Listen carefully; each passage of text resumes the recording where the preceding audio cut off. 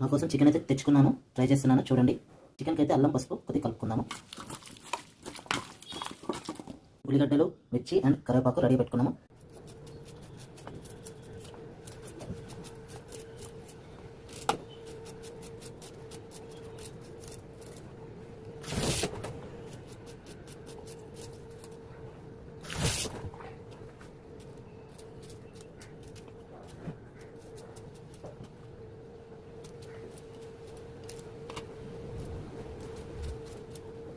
మీద కుక్కర్ పెట్టుకోండి, నూనె పోసుకోండి, వేసుకోండి, ఇంకా కలిపేసుకోండి. నూనె కూడా కలిపి రెడీగా ఉంది. చికెన్ అయితే ఇందులో వేసుకుందాం, బాగా కలుపుకుందాం. ఉప్పు కారం వేసాను, మళ్ళీ కలుపుకుందాం. సరిపడా నీళ్ళు పోసుకుందాం. మూత పెట్టేసి ఒక 5 విజిల్ వచ్చాక టేస్ట్ చేద్దాం చికెన్. అలా వేసుకుందాము. ధనియాల పౌడర్, కొంచెం కొత్తిమీర వేసుకుందాం పైన. చికెన్ టేస్ట్ చేద్దామా? చికెన్ ముక్క టేస్ట్ చేద్దాం. నేను చేసిన చికెన్